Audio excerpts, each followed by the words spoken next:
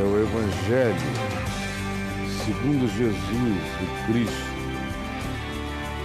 segundo aquele único capaz de julgar vivos e mortos. É na presença dele que estamos. Hoje, Mateus, capítulo 7, ele fala, Jesus fala e diz a todos os seres humanos, diz a todas as criaturas, especialmente a mim: não julgueis, para que não sejais julgados, porque o critério desse julgamento voltará sobre você,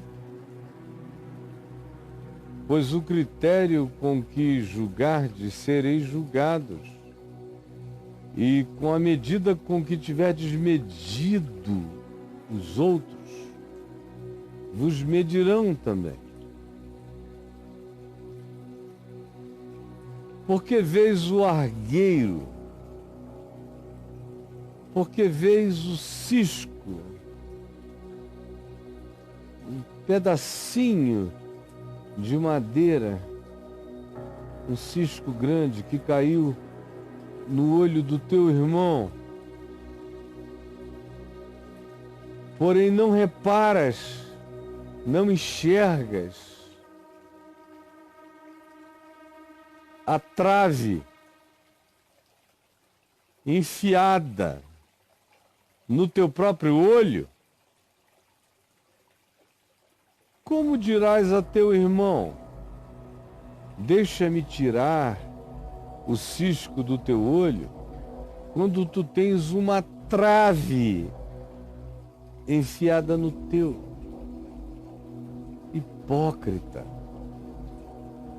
tira primeiro a trave do teu olho, e então tu verás claramente, para então poderes tirar o argueiro, o cisco do olho do teu irmão. Tira a monstruosidade da tua vida, do teu olhar. E aí tu terás melhor chance de ao teu irmão ajudar. Não julgueis. É possível isto? De que julgamento Jesus está falando? Nós não podemos viver sem julgamento, sem julgar, sem juízo, porque nós habitamos um mundo desajuizado e injusto. É para isso que nós temos magistrados e juízes. É também por isso que nós temos leis, constituições estabelecidas, pactos sociais que definem o escopo, o espectro do que a gente chama de Estado, com todas as suas instituições de regulação, de estímulo e de juízo. Você tem as que executam, você tem as instituições que legislam, você tem as instituições que julgam. Sob isso você constrói uma sociedade, um Estado. E se você for membro de um grupo social saudável, isso não vai sofrer golpes nem alterações. Manter-se-á estável e crescentemente melhor. E o que decorre desse tipo de Estado é a certeza de que haverá cada vez menos erro no pronunciamento dos juízos, das definições e dos julgamentos. De um bom Estado se espera que a legislação melhore, que a execução seja harmônica com o processo legislado e que a justiça se aperfeiçoe sempre na direção de promover o bem social e a segurança da maioria, ou de todos os grupos representados na sociedade, e não apenas privilegiando minorias de interesse de conchavo. Mas sem essa natureza de juízo, nenhuma sociedade sobrevive. E as instituições precisam de regulamentações, precisam de padronizações, precisam de regimentos. E além disso, famílias que normalmente conseguem prosseguir como famílias, mesmo com problemas de família, mas conseguem vencê-los, ainda assim, ou especialmente é assim, vence-se o problema quando existem critérios, quando existem pessoas de referência a quem se respeitar, se reverenciar, se honrar, pessoas que se façam respeitar porque respeitem os outros e porque não transgridam princípios que são enunciados a todos e que precisam ser praticados pelos mais envelhecidos, pelos mais adultos, pelos mais experientes, pelos mais parentais de todos dentro desse ambiente familiar. E aí, não sem dificuldade, não sem retrações aqui e ali de um e de outro, não sem surtos emocionais eventuais de alguém, mas, apesar disso, esses grupos que funcionam com consciência dessas referências e de que cada um se ajusta o melhor que pode à justiça das categorias daquele ambiente familiar e que, para ser justo, não pode ser exagerado, não pode ser machista, não pode ser chauvinista, não pode ser feminista, não pode ser controlado pelo capricho dos jovens e das crianças, e nem pode ser tangido pelo mau humor de idosos raivosos, não resolvidos e amargurados, mas ao contrário, se houver um mínimo dessa estabilidade, dessas percepções e desses padrões, os padrões servem para que cada um se julgue à luz desse acordo familiar, desse eixo familiar, dessa estrutura que não é engessada, mas é concreta o bastante para que cada um se reconheça em relação a ela. Então, até na família, a gente não vive sem critérios, sem medidas, sem padrões, senão a gente entra numa anarquia familiar insuportável, que acaba por destruir tudo aquilo que podia ser família e deixa de ser. Então aqui Jesus está fazendo referência. Se não dá para a gente existir nem como sociedade, nem como Estado, nem como família, sem padrões, regulamentações e juízos, sem referências que balizem o comportamento. Era disso que ele estava falando? É obviamente claro que não. Todo o ambiente do Evangelho nos mostra Jesus mandando você fazer fácil. Ao mesmo tempo, dizendo: acautelai-vos, há uma repetição de abram os olhos, sejam cautelosos, sejam prudentes, prestem atenção, vede que vos tenho dito, não sejais enganados, pelos seus frutos os conhecereis. Há um estímulo enorme a que você exerça um certo tipo de juízo. É o juízo do discernimento, o juízo da sabedoria, o juízo que não se antecipa a nada, mas não foge de reconhecer o fruto, pois pelos seus frutos os conhecereis. Espinheiros dão espinho. E quando você vir um figo em alguma árvore, saiba, é figueira. Porque espinheiros não dão figos, abrolhos não produzem uvas.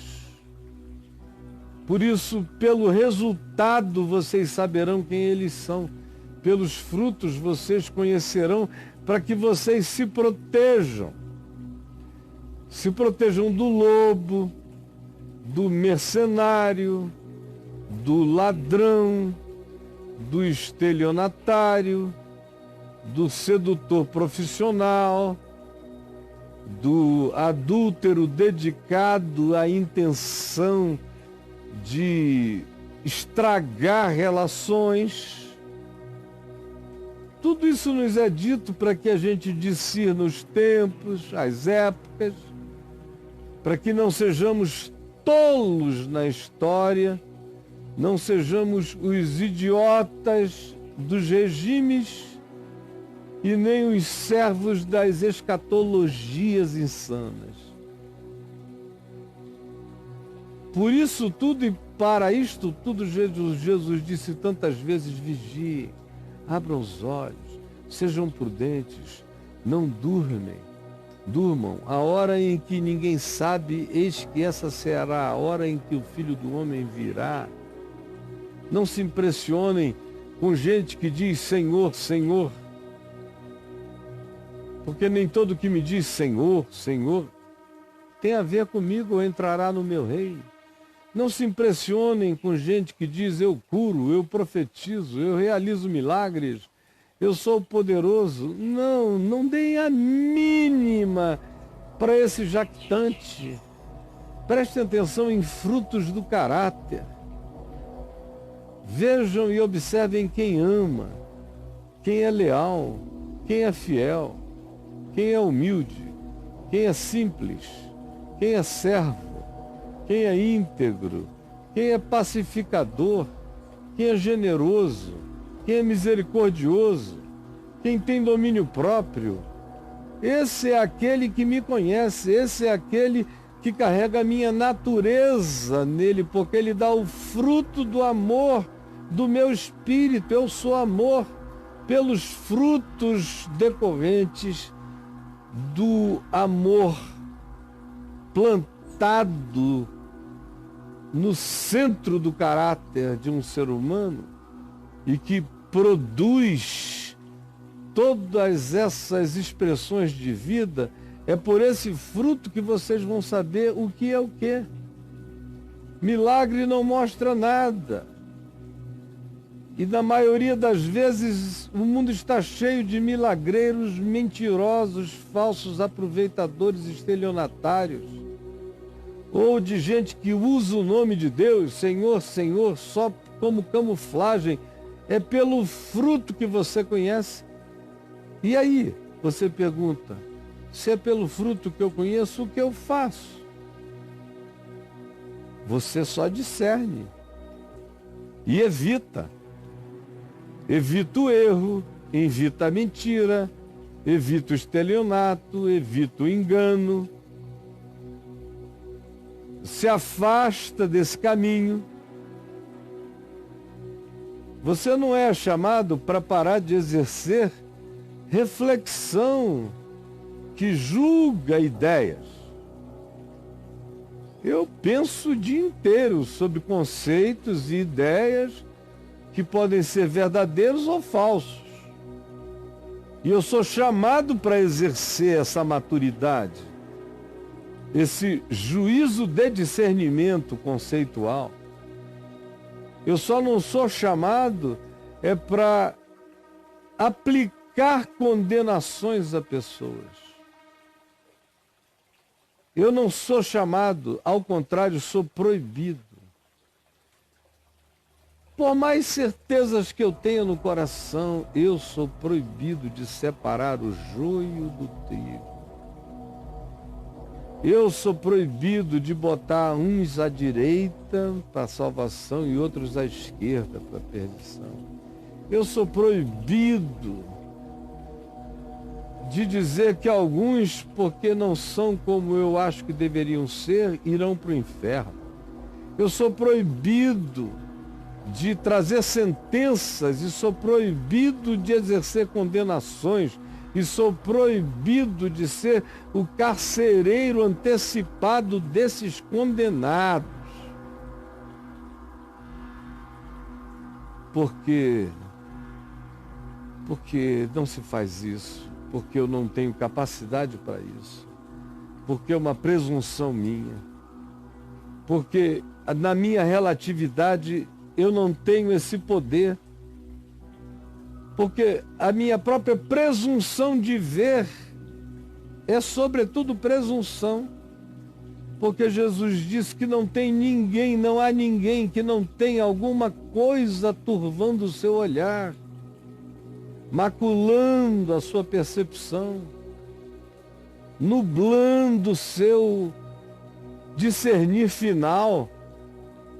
Não há ninguém que não carregue, às vezes até uma trave enfiada no olho,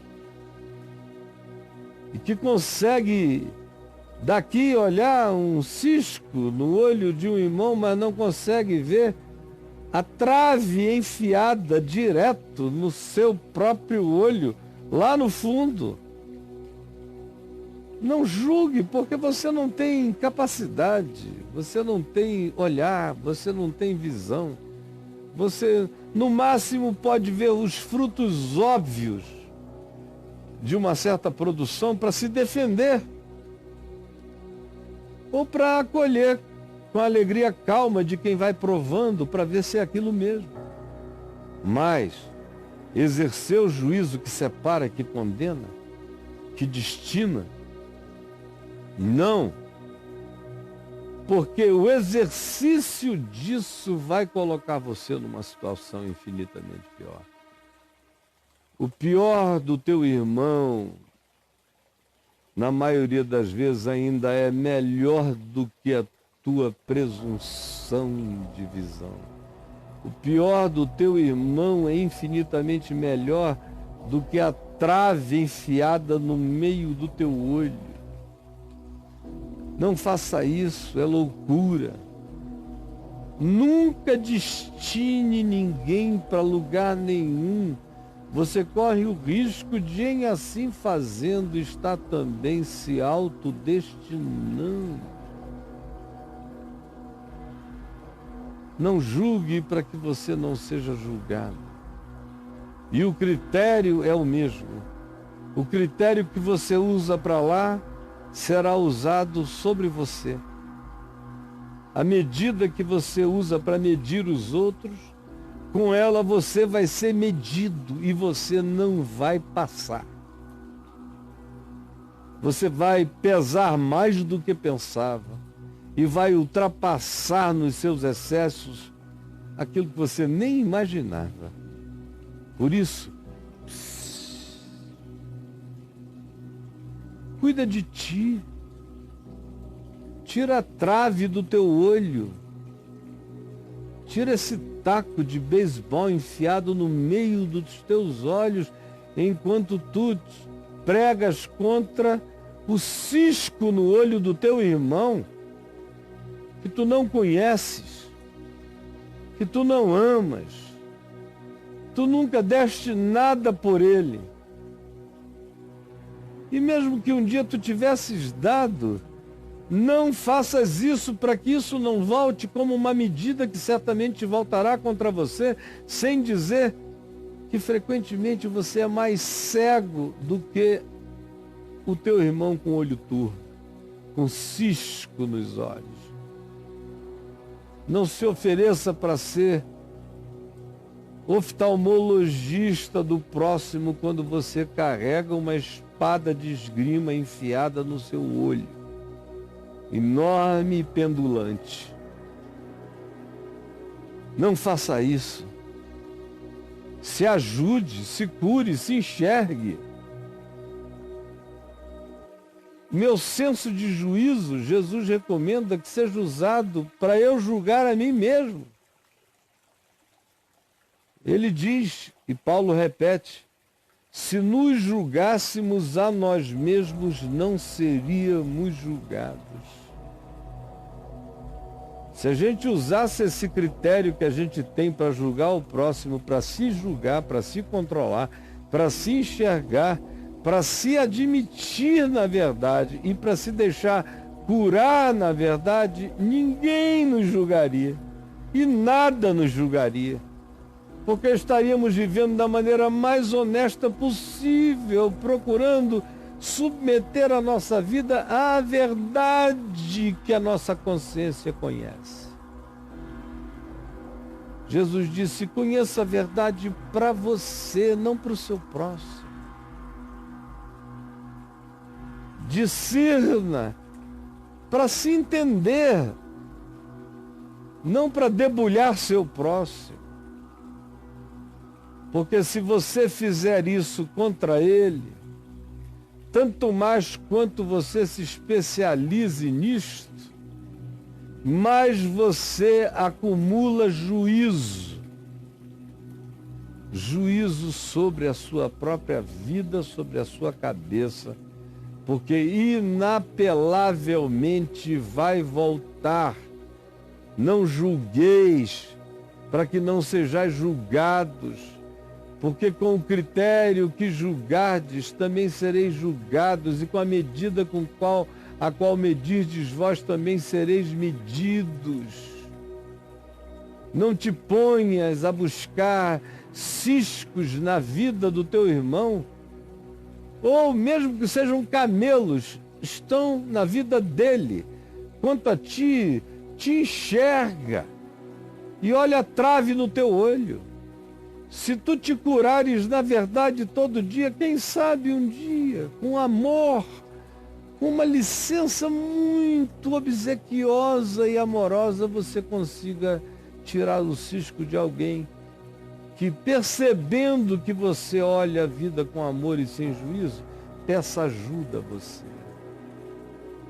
Do contrário, não faça isso. Porque tanto mais quanto você faz, mais você garante a severidade do seu próprio juízo. E eu não estou falando, como já disse no início, desses juízos constitucionais, ou do Estado, ou das legislações, ou dos regimentos humanos. Eu estou falando, e Jesus falava não disso. Ele está falando de juízos morais, juízos éticos, juízos escatológicos, juízos que destinam os homens para a danação, ou que separam homens, ou que criam supremacismos e separatismos. É disso que Jesus está falando, e ele está dizendo, vai chegar teu dia, vai chegar tua hora. Mesmo que você escape disso na terra, passando pelo mundo, soltando o pum da sua presunção na cara dos humildes, arrogantemente levantando muralhas entre eles e considerando-os a ralé dos humanos, mesmo que você não receba o troco ainda aqui em vida, mas a primeira coisa que vai te acontecer, quando você botar a cara para lá da eternidade, é que isso vai voltar com aquele peso esmagador das coisas eternas. Antes você tivesse sido disciplinado aqui, entre o berço e a sepultura, do que experimentar a angústia da alienação, da separação, do juízo, do menosprezo com o qual você julgou as pessoas e que vai voltar com categorias de qualidade eterna como experiência para a tua alma perversa. Não faça isto. Eu estou dizendo a você em nome de Jesus. Não faça isso. Se arrependa dos seus juízos agora, para que eles não se transformem nas sentenças superlativizadas, coligidas, imputadas e designadas sobre e contra a sua vida. Essa palavra não falha. Essa palavra não falha. Essa palavra não falhará em tempo algum. Não brinque disso. Isso não vai brincar com você. Jesus, Jesus, Jesus, Jesus. A grande maioria de nós, até os que entre nós busquem da melhor maneira possível evitar essas coisas, mas a grande maioria nelas escorrega, derrapa e cai. E há aqueles que acham que é seu direito viver para si, praticarem, para assim se tornarem, e que cavam suas sepulturas e já começam a cobrir-se com a terra do seu próprio juízo. Salva-nos disso, salva-nos hoje, salva-nos desse inferno, salva do pior de todos os juízos, que é a volta do nosso juízo sobre a nossa própria vida. Porque, como tu disseste, de cada palavra, ato, ação ou omissão, frívolos, que pronunciarmos ou realizarmos, disto tudo daremos conta no dia do juízo. No dia da luz, inescapável e inadiável. Dia pelo qual cada um de nós atravessará. Ajuda-nos a nos julgarmos hoje e a nos deixarmos julgar pelo Evangelho, para que sejamos curados ainda no caminho, para que não tenhamos que conhecer o inferno como disciplina. Porque tendo andado e andado com todas as oportunidades do perdão e da graça, preferimos ser os atormentadores dos diferentes. Salva-nos da nossa própria soberba de julgar, que é nojenta e que é insuportável. É o que eu te peço que tu realizes no meu coração e no coração de cada um que me ouve hoje, ouvindo a voz de Jesus, porque tu falas, Senhor. É o que eu te peço. Em teu nome. Amém.